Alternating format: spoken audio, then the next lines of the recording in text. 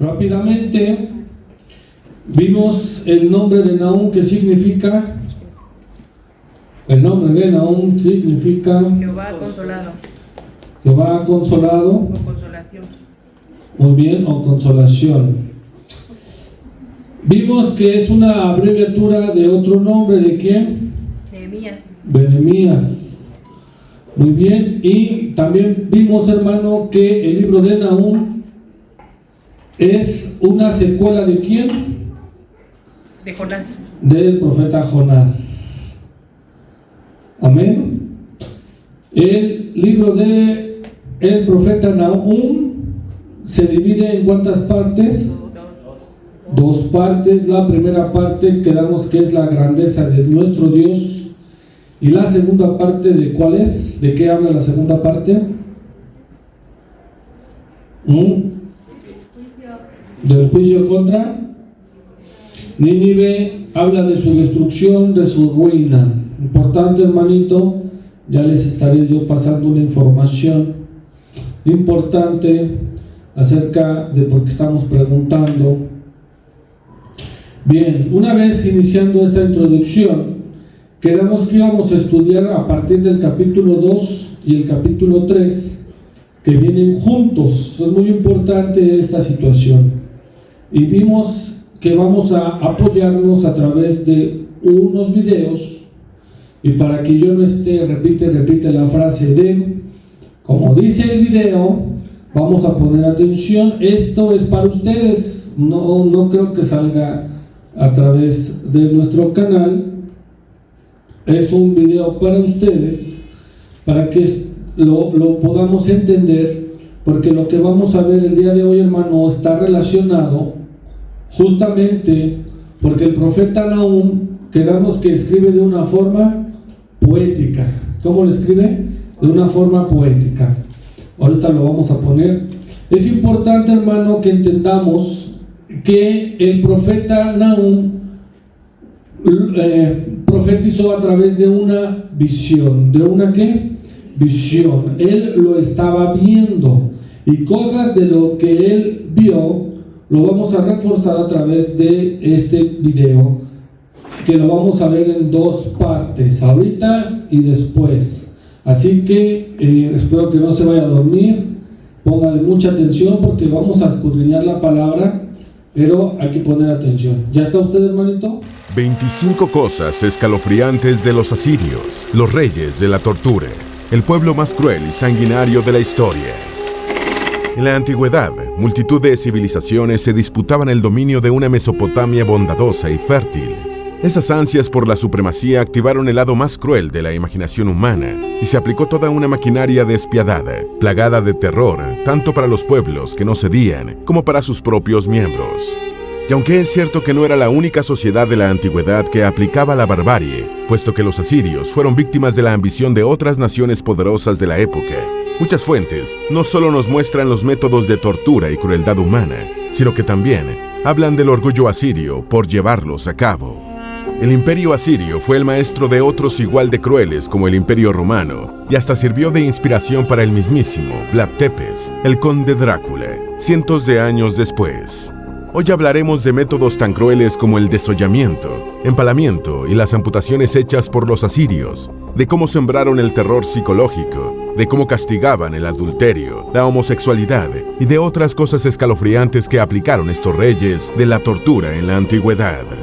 Antes de meternos a fondo, no olvides suscribirte a nuestro canal y activar las notificaciones para mantenerte al día con nuestras actualizaciones.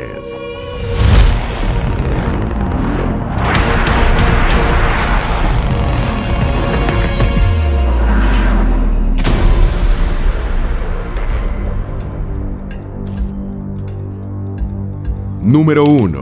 Un imperio que estaba en constante amenaza.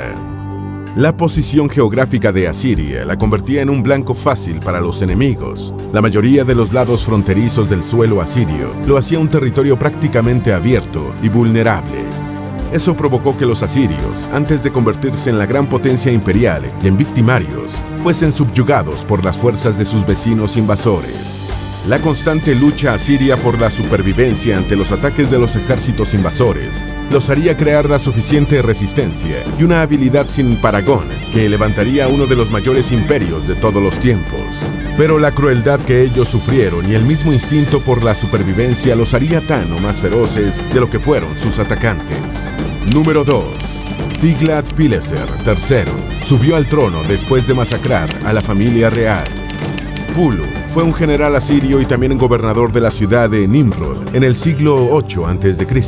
Aprovechó el caos de una guerra civil para dar un golpe de estado y asesinar a la familia real. Cuando se hizo del control, tomó el nombre de Tiglat-Pileser III y se convirtió en uno de los hombres más importantes de la historia antigua porque, con él, Asiria y especialmente su ejército fueron tomando mucha más organización y supremacía. Número 3. La guerra era su estilo de vida. Así como mucho tiempo después los espartanos concebían al Estado y las guerras como los ejes centrales de su vida, asimismo pasaba con los asirios. Los soldados dedicaban prácticamente su vida a la destrucción de ciudades. Asiria fue la primera potencia que instauró el servicio militar obligatorio. La expansión militar era casi algo sagrado para los reyes asirios y para poder expandir su poderío, la guerra era el medio más eficaz. Cualquier ciudadano asirio, sin importar su procedencia, se convertía en un recurso valioso para la guerra. Número 4. Usaron una propaganda de terror. Esta era una civilización maestra en sembrar el terror psicológico, y había muchas formas de hacerlo. Una de ellas era un arte aterrador, unas tablillas de arcilla donde exponían las crueldades a las que sometían a los enemigos. La resistencia de las tablillas a un incendio en la biblioteca donde reposaban en Nínive ha permitido que hoy puedan ser vistas en museos como el Británico. Las tablas en sus dibujos eran toda una propaganda de espanto psicológico que buscaba doblegar la voluntad del adversario, para así evitar cualquier intento de resistencia. Por más absurdo que parezca, era una de las tácticas de diplomacia que ponían en práctica, pues esas tablillas se enviaban a los territorios a conquistar antes de que los soldados llegasen al lugar.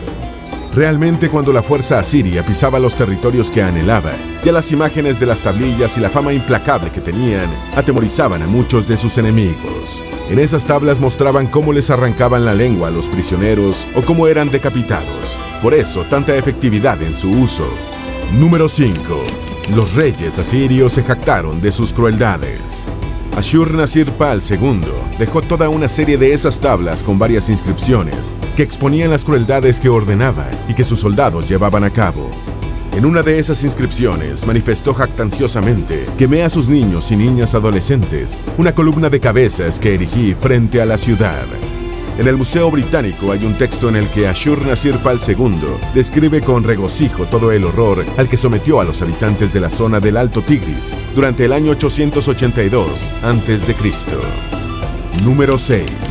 El adulterio se castigaba con la muerte. Si una esposa cometía adulterio, esa era una afrenta que tenía como precio su propia vida. El esposo de la adúltera tenía el derecho y hasta el deber de asesinarla. El asesinato por adulterio era parte de un código de ley brutal y sanguinario que también amparaba otras crueldades. Número 7. Deportaron a los sublevados y enemigos vencidos.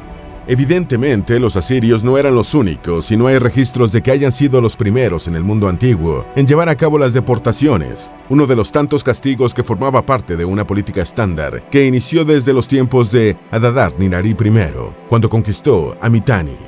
Este monarca asirio empleó la deportación que dispersó a un gran número de familias para evitar cualquier intento de levantamiento. Aunque es justo aclarar que no necesariamente la deportación muestra crueldad en los asirios, puesto que los dejaban con vida porque veían a sus cautivos como un recurso de trabajo extremadamente valioso. Sin embargo, no siempre las familias permanecían unidas tras una deportación. La maquinaria organizativa de los asirios dispuso muchas veces que un buen número de familiares fuesen enviados a lugares distintos del imperio. De esa forma, los separaba dolorosa y obligatoriamente y los mezclaba con otros pobladores para minimizar el riesgo de sublevaciones.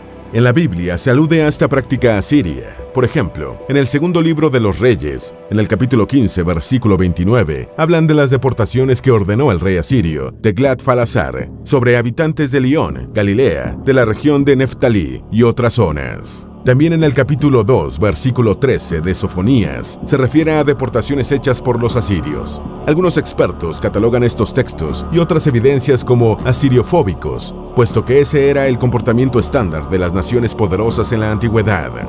En la historia del imperio asirio hay un periodo conocido como el cautiverio de Asiria, y en el que los asirios reubicaron a los israelitas. Número 8.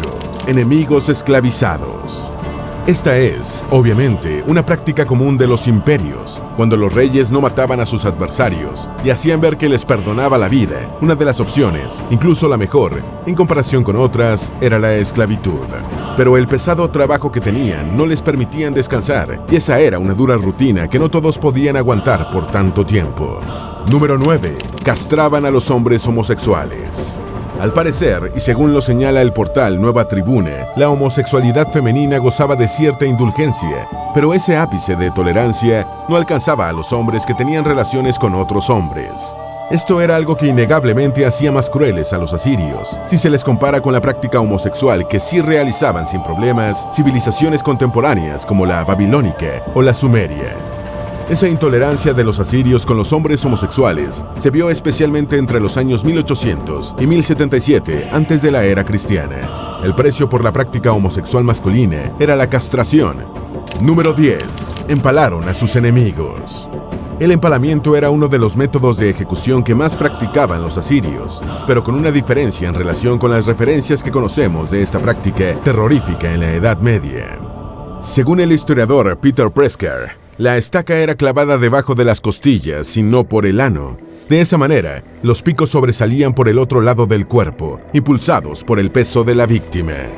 El empalamiento también les sirvió a los asirios para sembrar el terror entre sus enemigos y los pueblos subyugados.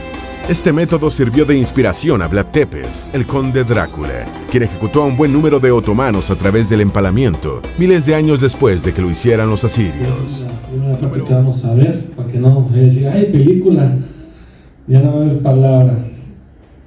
Miren, hermano, ¿por qué mostramos esto? Porque yo necesito que usted vea las imágenes. Lo que vamos a leer en la palabra de Dios es una película.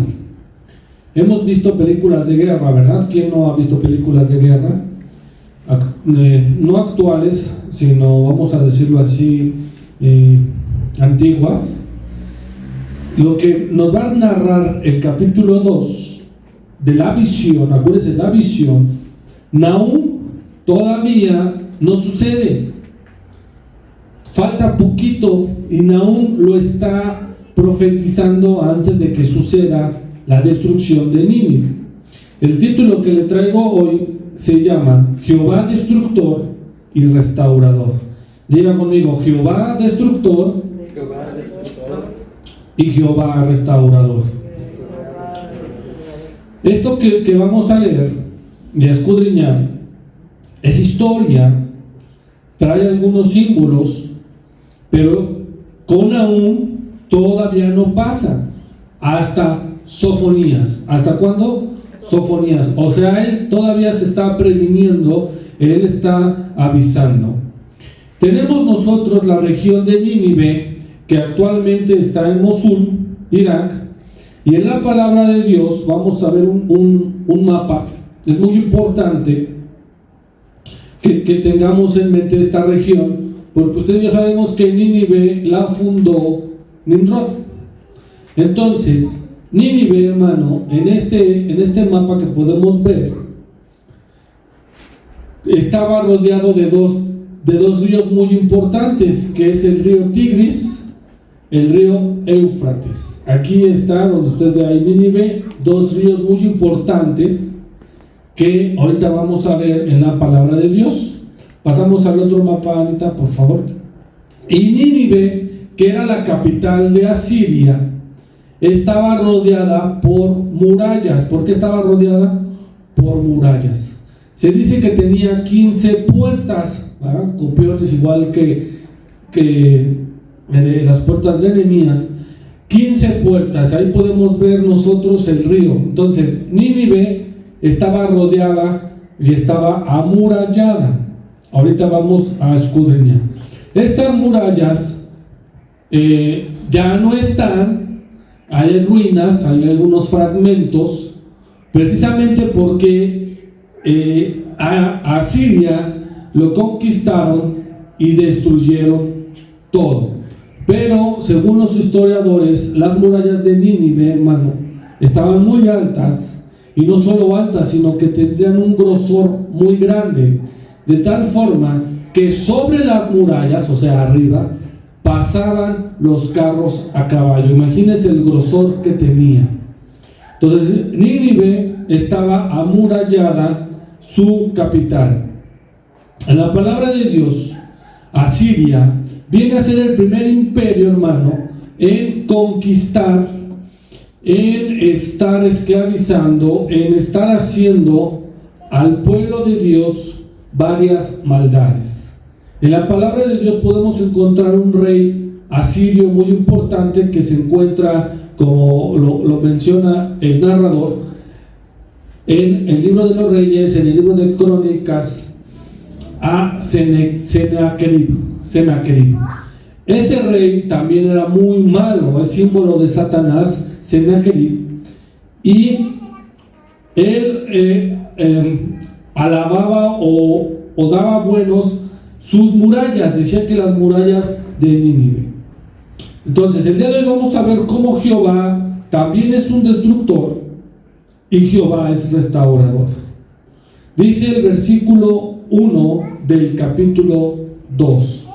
Yo espero, hermano, que usted se haya grabado algunas imágenes, haya visto algo, haya puesto atención, porque vamos a ver parte de lo que yo les mostré para que su vista, su mente lo tenga.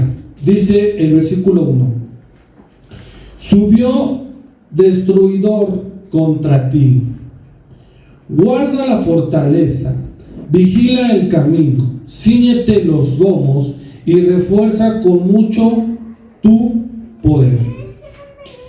De las partes que vimos de nuestra introducción, y que le dije que la parte 2 del libro de Nahum habla de la destrucción de Nínive, habla de la ruina de Nínive, pero también le dije que iban a venir muchas frases de ¿qué?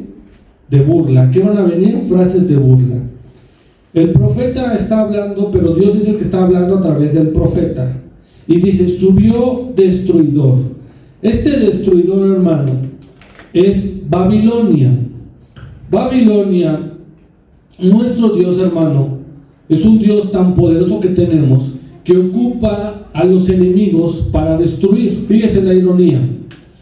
Asiria estuvo mucho tiempo queriendo conquistar Judá, y Dios tuvo que usar a otro destructor para poder destruir a Asiria.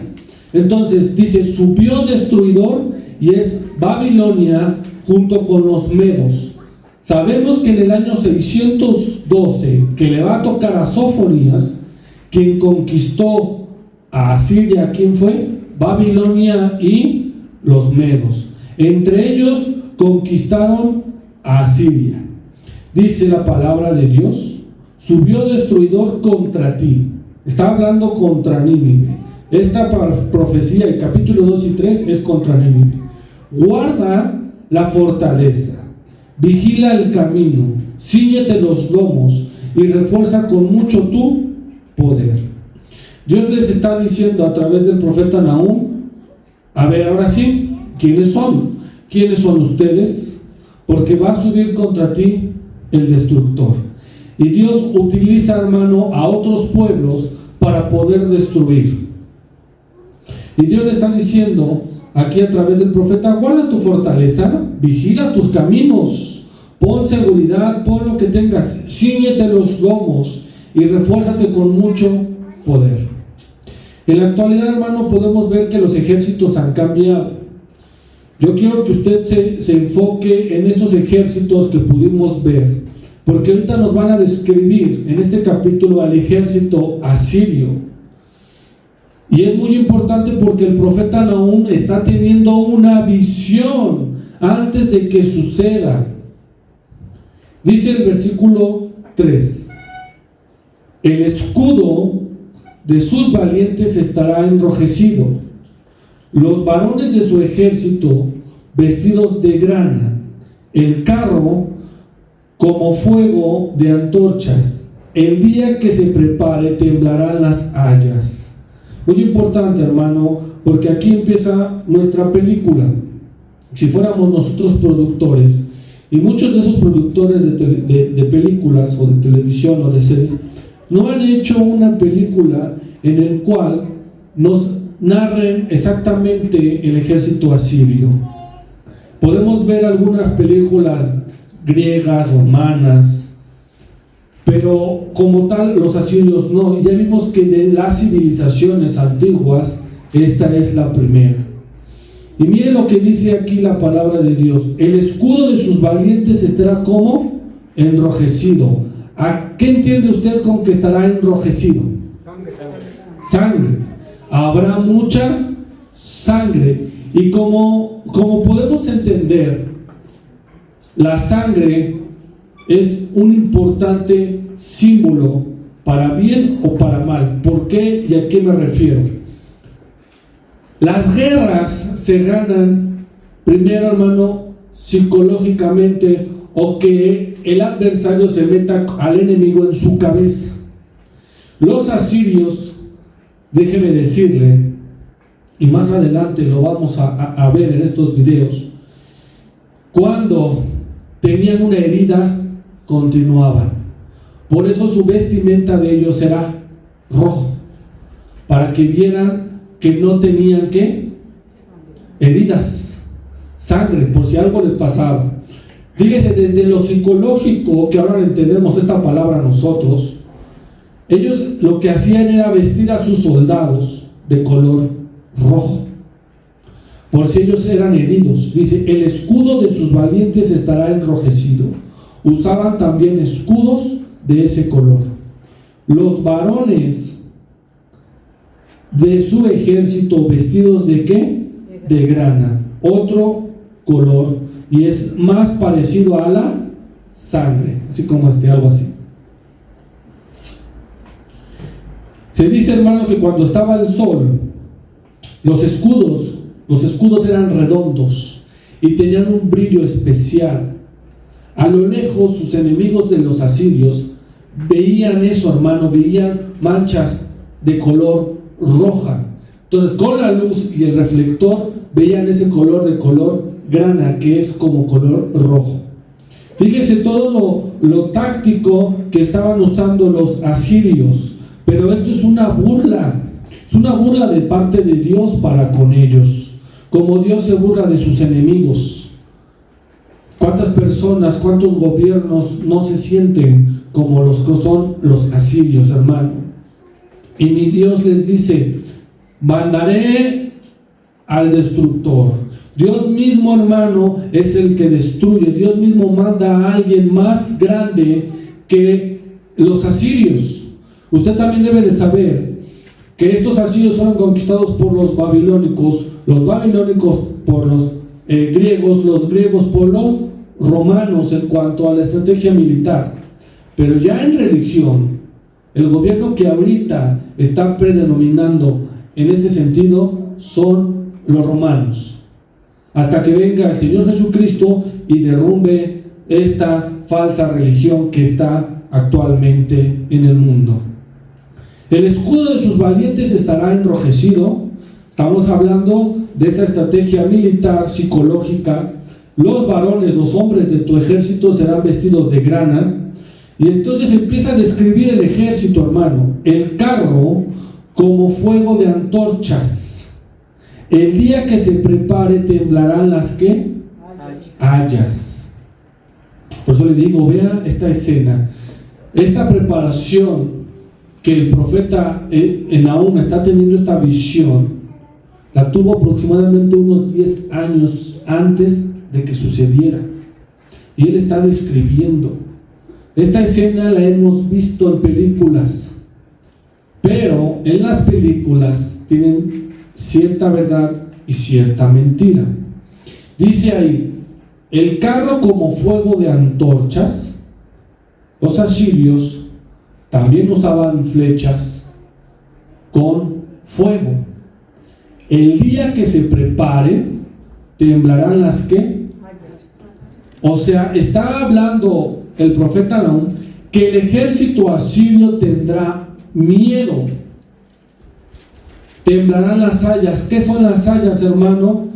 Esa lanza grande, larga que tenían los ejércitos, ¿se acuerdan? Tenían escudo y tenían su ¿qué? Su lanza. Temblarán. Vemos esas películas, hermano, cómo los ejércitos con esta lanza intimidaban, ya sea que estén firme y la azotaban, o ya sea que la tuvieran vertical y avanzaban y traspasaban. Pero es un arma, hermano, que el cual impone. Pero ahora nuestro Dios le está diciendo a Siria que ese día que según se estén preparando con su ejército, sus soldados, sus carros, van a temblar sus ¿qué? Sus lanzas. O sea, los soldados tendrán ¿qué?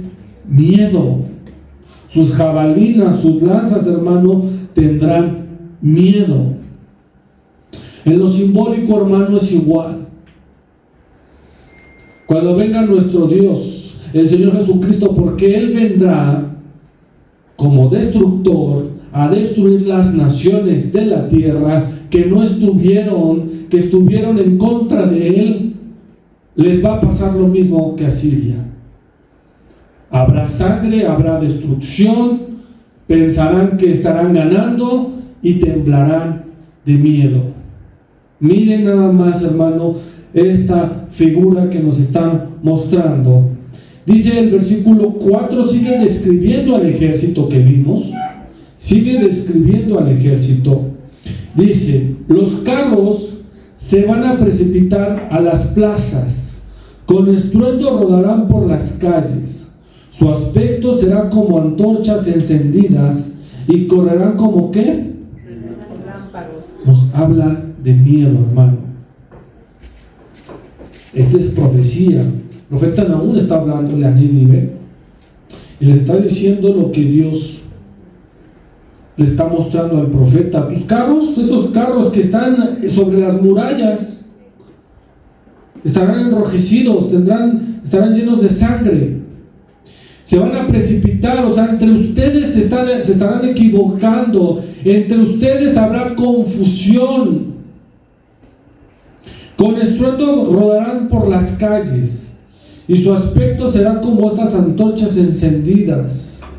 Correrán como relámpagos, no sabrán ni a dónde ir. En la palabra de Dios podemos encontrar varias escenas de película que no han hecho. Y una de esas, hermano, cómo nuestro Dios hizo a que otro ejército se matara entre ellos. Cómo nuestro Dios es un Dios de estrategia militar, que con 300 hombres, mucho antes que los griegos, terminó con 32,000 personas. Imagínese del Dios que tenemos. Por eso también tenemos un Jehová, un Dios destructor y un Dios que también restaura. Y ahorita va a destruir al ejército asirio, al ejército que estaba trayendo la religión, que estaba trayendo a otros dioses. Ashur, de ahí viene su nombre, hermano. Y dice el versículo 4, los carros se van a precipitar a las plazas, con estruendo rodarán por las calles. Su aspecto será como antorchas encendidas, correrán como relámpagos. Mire la confusión que nuestro Dios va a ejecutar con este imperio. Por eso cuando nosotros alabamos y glorificamos a Dios, decimos: a ti sea toda gloria, todo honor, todo imperio. Todo imperio, hermano. Este imperio también le pertenecía a Dios, también le pertenece a Dios. Dice el versículo 5, sigue describiendo esta destrucción, lo que iba a suceder. El profeta está describiendo al ejército, a los hombres, su estrategia que ellos ocupaban, ni con toda su psicología inversa que pudieran aplicar, iban a ganarle a Babilonia. ¿Se acordará él de sus valientes, hablando de Nínive? Se atropellarán en su marcha, o sea, habrá una ¿qué? Confusión. Por eso dice la palabra de Dios, no es con ejército, No es con fuerza, sino con mi Santo Espíritu. Solamente Dios necesita enviar algo para que la gente se confunda. Solamente necesita mandar algo Dios para que la gente tenga miedo. Se acordará Él de sus valientes, se atropellarán en su marcha, se apresurarán a su muro, y la defensa, ¿qué? Está hablando Dios en un sentido burlesco. Dios se burla de sus enemigos, hermano. Amén. Por eso es que la gente piensa que nuestro Dios, porque no lo vemos, porque no sabemos, pero sí lo sentimos y sabemos y creemos que Él está. La gente se burla de nosotros. Pero quien realmente se burla es Dios de ellos. Mira qué fácil es creer en un Dios vivo. Dice la palabra de Dios: horrenda cosa es tener a un ¿qué? Dios vivo. O sea, enfrentarte a un Dios vivo es una horrenda cosa. Y miren lo que vamos a encontrar aquí. Se acordará Él de sus valientes, se atropellarán en su marcha, se apresurarán a su muro, y su defensa ¿se qué? Se preparará. Así, hermano, en su época era un ejército que daba miedo. Usted sabe que el reino del norte, el reino de Dios, las otras tribus cayeron en el año 722. ¿Justamente por quiénes? Por Asiria. Pero Asiria nunca pudo gobernar ¿a quién? A Judá. No pudo. Judá, dentro de sus reyes, hicieron lo bueno. Aquí nos va a mandar un símbolo, una figura importante, y es el muro de Nínive. El muro, hermano, esta muralla, se dice, hermano, que era una muralla muy larga, aproximadamente 15 kilómetros.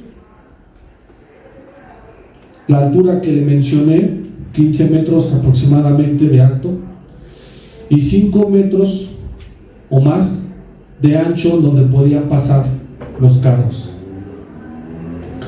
Estas murallas, hermano, van a representar la confianza que tienen los enemigos. Muchos de los enemigos de Dios, hermano, creen por tener sus murallas, su poder, su trabajo, su dinero, van a tener esa confianza y se van a confiar. ¿Qué van a hacer? Se van a confiar. Si algo Dios se burla es cuando un enemigo confía en sí mismo. Dios deja que sus enemigos se confíen. ¿Qué pasó con Faraón? Dice la palabra de Dios que salió él con todo su ejército. Diga conmigo, con todo su ejército. Con todo su ejército. Y Dios utiliza, fíjese, si Dios utilizara todo su poder, quizás el mundo no existiría. Solamente Dios usará, si Dios me lo permite, algún porcentaje de su poder, algún porcentaje de su sabiduría, algún porcentaje de su creatividad, porque a Faraón lo ahogó. ¿Qué le hizo? Lo ahogó. Si nosotros hablamos de enemigos de Dios, eso representa la muralla. Pero si hablamos de nosotros, muchas veces estamos como Nínive. Confiamos en nosotros mismos y no confiamos en Dios. Confías en tu trabajo, en tu dinero, en que estás bien, pero no estás confiando en Dios. Y déjame decirte que Dios se burla, porque tus planes no son los mismos de los planes de Dios. Lo que Dios tiene designado para ti, para mí, no es lo mismo que a ti te gustaría. Alguien, hermano, planea, hace y deshace y se organiza y está muy bien, pero Dios tiene otros planes para contigo. La muralla, por muy grande que esté, por muy alta, por muy fortificada que esté, la destruye Dios. Amén. Destruyó a Egipto, Jericó, otra región con murallas. Dígame, por favor, ¿cómo hizo Dios caer esos muros? ¿Cómo los hizo caer nuestro Dios? Hizo que todo el pueblo diera vueltas alrededor de él. Con una alabanza, mi hermano Gustavito. ¿Cómo la hizo? Con una alabanza. Nuestro Dios envió a sus hijos a que cantaran. ¿A quién le cantaron? ¿A quién le cantamos? ¿Le cantamos al sol, a la luna, a las estrellas? A Dios. Reconocemos su poder, su grandeza, y Dios hace algo. Ahorita vamos a ver qué pasó con estas murallas. Pero ahorita esta es la descripción, hermano, del ejército, de los enemigos de Dios. Y yo te pregunto, ¿cuál es tu descripción? ¿Cómo te podrías describir? A lo mejor, fíjate la estrategia militar que te estoy mencionando. A lo mejor también eres una persona inteligente como ellos y saben cómo envolver, o saben cómo engañar, cómo intimidar al enemigo, como ellos lo hacían vistiéndose de rojo para que no vieran sus heridas. Se armaban sus carros de tal forma que parecían fuego corriendo. Tenían una muralla. ¿Cómo te describes tú, hermano?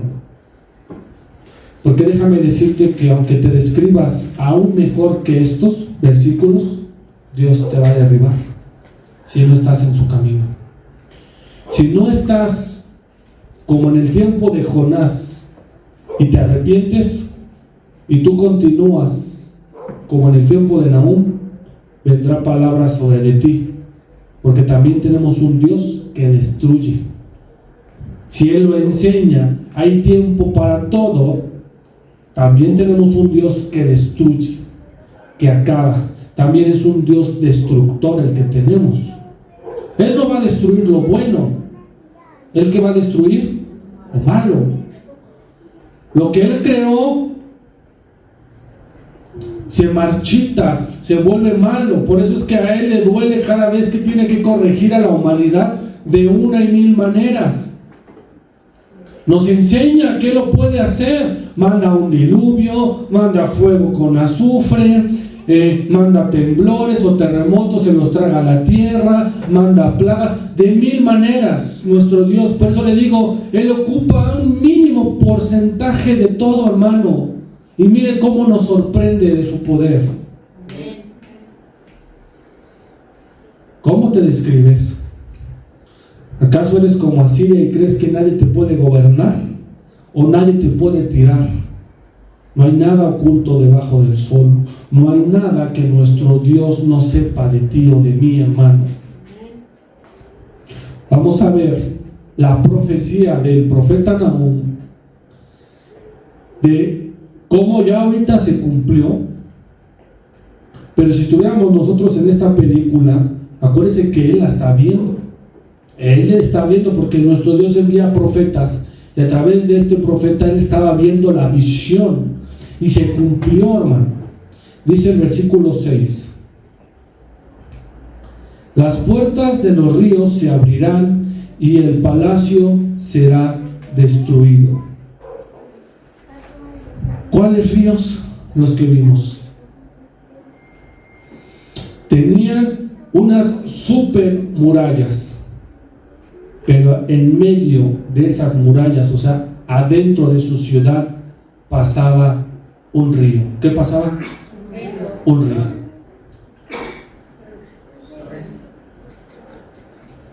Se dice, hermano, que la destrucción de Nínive fue de adentro para afuera. ¿Cómo fue? De adentro para afuera. Dios ataca de adentro para afuera. ¿A qué me refiero, hermano?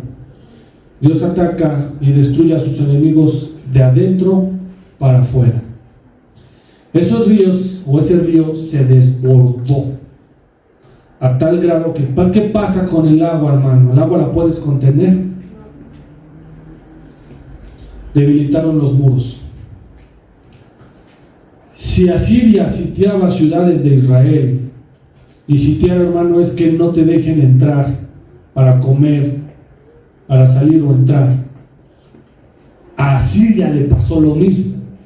Babilonia entró, lo sitió, y dicen los historiadores, no la palabra, pero los historiadores, que fueron aproximadamente 3 meses en los cuales estuvieron sitiados en Nínive. Nadie podía entrar y nadie podía salir.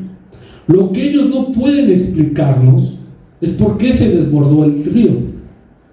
Pero usted sí me lo puede explicar. Por el poder de Dios. Por el poder de Dios. Amén. Debilitó sus murallas. ¿Y quién lo está escribiendo antes de que sucediera? Nahum. Las puertas, esas puertas, ¿por qué? Porque en el río que estaba dentro de la ciudad lo hicieron como unas presas para contener el agua. Pero dice las puertas de quién, de esa presa que habían construido, se abrieron. Hubo ese poder de Dios para quitarlas y que el río se desbordara. Y el palacio será como destruido. El palacio, hermano, que Sennacherib construyó. Seguimos en esta profecía que se cumplió 10 años antes del 612 antes de Cristo. Y la reina será cautiva, mandarán que suba y sus criadas la llevarán gimiendo como palomas, golpeándose sus ¿qué? Sus pechos. Aquí nos habla de una reina, pero quizás se esté refiriendo a la reina o al reinado de Asiria. ¿Por qué? Vimos que si algo tenían los asirios era la deportación. ¿Era la qué? Deportación, o sea, llevarte cautivo. Es como si ahorita viniera a un país y se llevara mexicanos a su país. Eso lo tenían los asirios. Pero aquí dice, y la reina será cautiva. O sea, a Asiria se la iban a llevar ¿qué? Cautiva a los babilónicos. Cosa que sucedió, cosa que pasó. Se llevaron a Asiria cautiva. La llevarán gimiendo como palomas. ¿Cómo andan las palomas? Con su sonidito, hermano. Chille, chille. Golpeándose sus ¿qué? Sus pechos. Así es el enemigo, hermano. Cuando Dios envía a alguien más grande. ¿Usted ha escuchado esa frase que es: siempre va a haber alguien más gandalla que tú? Sí. ¿No? Aquí es igual. Asiria se sentía gandalla, sí. Se sentía grande, sí. Pero ¿a quién le trajeron? A Babilonia, que es todavía más que gandalla que Asiria. Y se golpeaba sus pechos, o sea, es una forma de decir ¿por qué? Cuando usted, hermano, está arrepintiéndose, no es que se pegue el pecho, no, por mi culpa, no. Pero estamos reconociendo en alguna manera, en algún movimiento, en alguna parte de nuestro cuerpo, que somos pecadores, que somos alguien que no merecemos. Y mire el versículo 8, a partir del 8, viene una humillación para Nínive. A partir del versículo 8 es una humillación. ¿Por qué vimos versículos de corridos? Porque si no nos salimos de contexto. Esto es continuo. Dice el versículo 8: fue Nínive de tiempo antiguo como estanque de ¿qué? De aguas.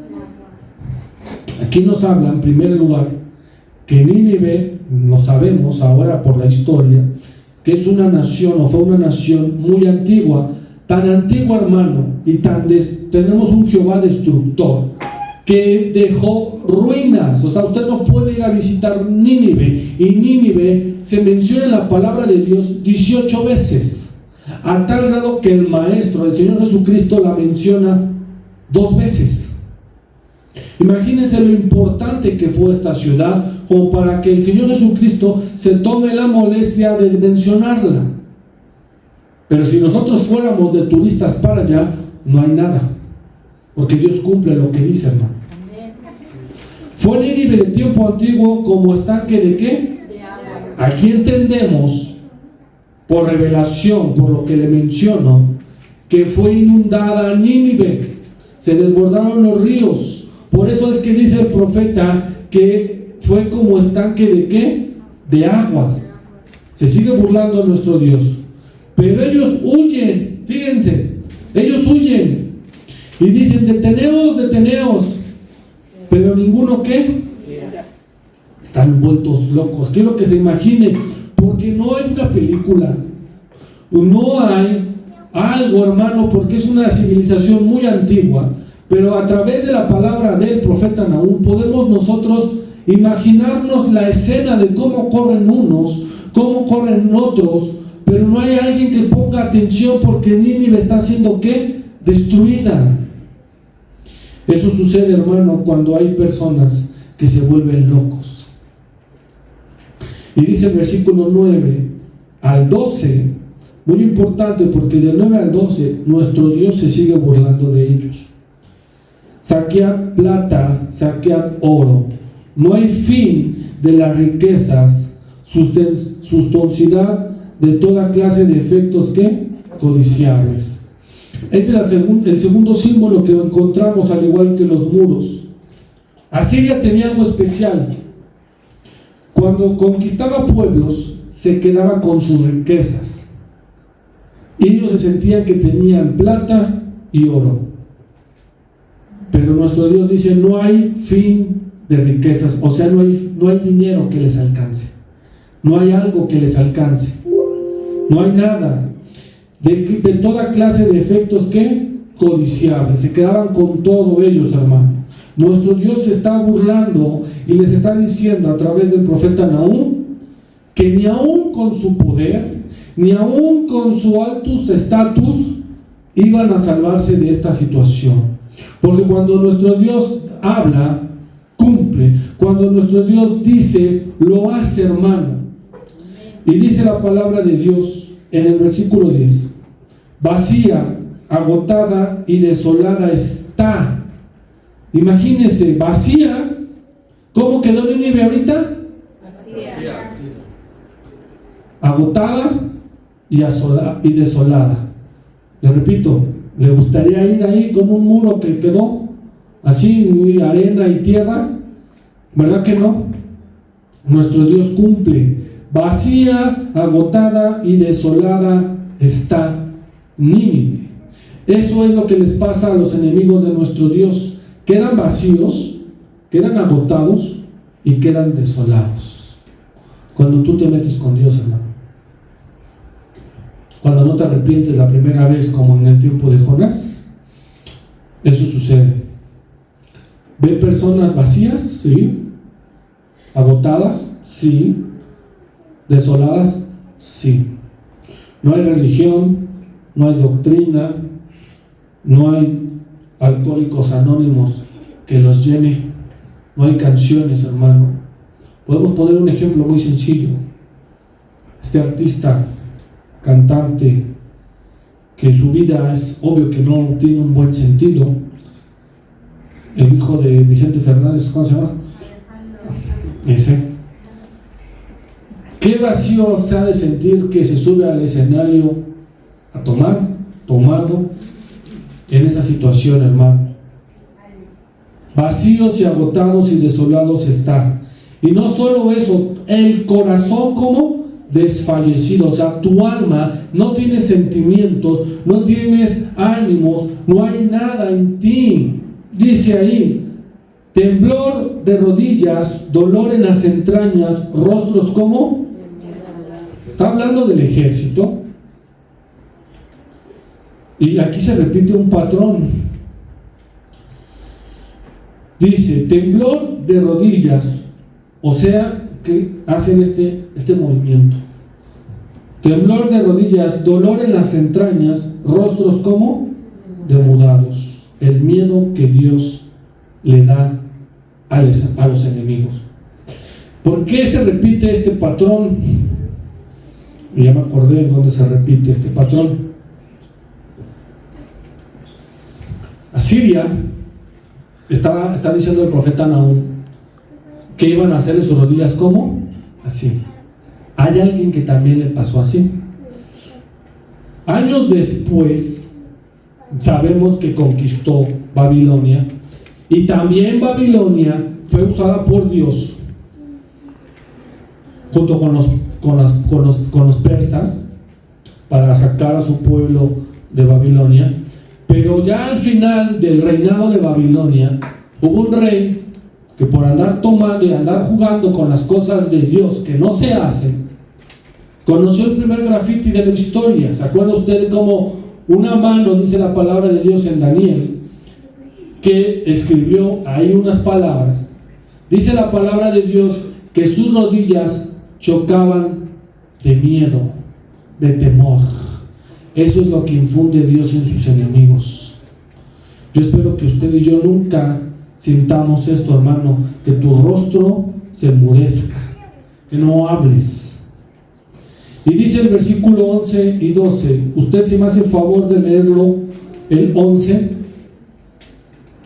¿Quién es la guardia de los leones y de la majada de los cachorros de los leones, donde se recogía el león y la leona y los cachorros del león, y no había quien los escapase?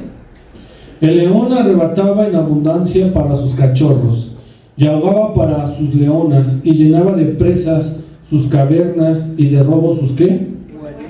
Esto que acabamos de leer es un canto. Es un canto o una estrofa de una entonación.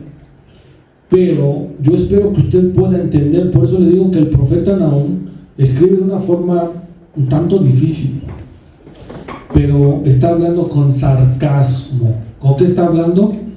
Con sarcasmo. ¿Qué es ese sarcasmo, hermano? Es como cuando tú haces una pequeña burla en un comentario. Y dice nuestro Dios, les está preguntando, ¿qué es de la guardia de los leones y de la mojada de los cachorros de los leones, donde se recogía el león y la leona y los cachorros de león, y no había quien los espantase? El león arrebataba en abundancia para sus cachorros, y ahogaba para sus leonas, y llenaba de presa cavernas y de robo sus ¿qué?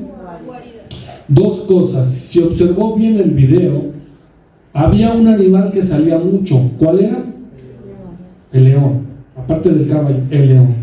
Los asirios adoptaron un león, adoptaron el león en forma de guerra.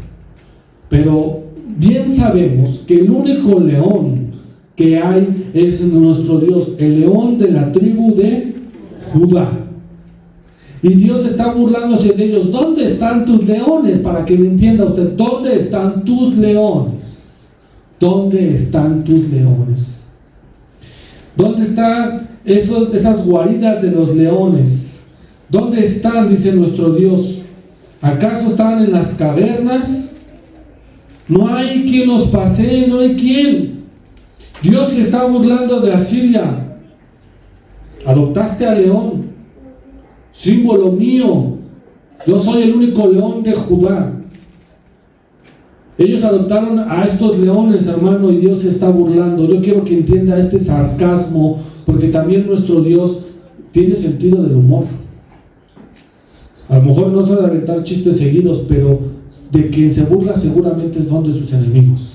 Amén. Y está diciéndoles, ¿dónde está la guarida de tus leones? ¿Dónde? ¿Dónde están tus leones? Esas personas bravas que sí, mire el rostro, empalidecidos, enmudecidos. He aquí, dice el versículo 13, heme aquí contra ti. Fíjese, está hablando Dios. Heme aquí contra ti, dice Jehová de los ejércitos. Por eso es otro nombre, y es el que más me gusta en lo particular. Jehová de los ¿qué? Pueden haber 1000 ejércitos, pero Él es el Dios de todos los ejércitos. Jehová de los ejércitos, encenderé y reduciré a humo tus carros, y a espada devorará tus leoncillos, y cortaré de la tierra tu robo, y nunca más se oirá la voz de tus ¿qué? Mensajeros. Quizás nuestro Dios a los soldados de Asiria les decía leoncillos. No me vaya a decir, hermano, es que no podemos entender lo que Dios le decía a Nahum. Estamos tratando de entender, y quizás Dios le está diciendo leoncillos al ejército de Asiria, como Dios a lo mejor a sus enemigos de otro lado les pone otro apodo, a otras personas, pero dice: heme aquí contra ti. Qué fuerte que Dios te diga: heme aquí contra ti. Hemos visto al Dios destructor. Hay un versículo que no leí, a ver si puso atención. ¿Cuál no leí?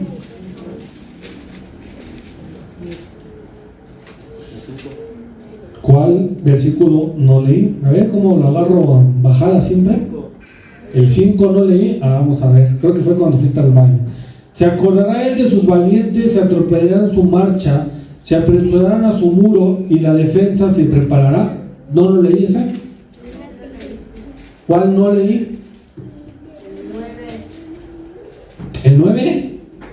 Saquear plata. Mira, si no son adivinanzas. ¿Cuál? El 2. Ni cuenta se dieron que del 1 me brinqué el 3. El título es Dios destructor y Dios restaurador. A Dios destruye, pero Dios también restaura.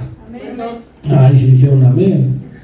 Porque Jehová restaurará la gloria de Jacob como la gloria de Israel, porque saqueadores lo saquearon y estropearon sus ¿qué? Mugrones. También Dios es un Dios que restaura. Y déjame decirte, hermano, que si en algún momento has sentido tu vida destruida, porque también Dios permite eso, quiero que lo sepas, Dios también permite que el destructor, el devorador, llegue a tu vida. A Job tenía todo, las 3 cosas que todo hombre, varón quisiera: familia, casa y negocio, ¿sí o no? Dios permitió que el destructor, alguien más, Dios usa otras cosas, otras personas, fuera a ¿qué? A destruirlo. Le quitó lo que tenía. Porque Jehová restaurará. Es una promesa, hermano. Así como Dios promete destruir al que no está en su camino, al que no está con él, Dios promete restaurar. A lo mejor ahorita estamos viviendo en un momento de destrucción, un momento en el que Dios te quitó, un momento en el que Dios permitió que algo más grande que tú te quitara lo que tienes. Pero Dios también te promete algo, hermano, que Dios va a restaurarte. Porque Jehová restaurará la gloria de Jacob como la gloria de Israel. Porque saqueadores, ¿qué? Lo saquearon. Sabemos que el territorio de Israel no está completo. Tiene años, tiene siglos que el territorio de Israel no está ¿qué? Completo, le falta. A México también lo saquearon. ¿Cómo se llama este presidente que vendió esos terrenitos? Santana. Presidentes, hermano, que tenemos que nos saquean al pueblo. Y es mentira el instituto de regresarle al pueblo lo robado. Pero Dios te promete y Dios promete que nos va a regresar, porque tenemos un Dios que restaura. Hay saqueadores que saquean, sí. Pero Dios te dice, hermano, voy a restaurar. También hay un Dios que restaura lo que te han sacado, lo que te han quitado. Porque tenemos al devorador, tenemos al destructor. Y nuestro Dios, hermano, usa todo lo que esté en su alcance para enseñarnos. ¿Qué es lo que podemos aprender de este capítulo 2, hermano? Que sí es historia, que ya pasó, que es una profecía que pasó. En primer lugar, hermano, recuerda que tenemos al Dios más poderoso. Amén. Recuerda que tenemos al Dios de los ejércitos. No hay estrategia que tú solito puedas hacer contra de él, no hay algo, y tan es así que Dios implantó una ley: lo que tú siembras, tú mismo cosechas. O sea, lo que tú crees que estás haciendo, no te quejes cuando venga el destructor, porque eso fue lo que sembraste. Pero así como tenemos este Dios, también tenemos el Dios que promete: así como el destructor te saqueó, yo te prometo que te voy a restaurar.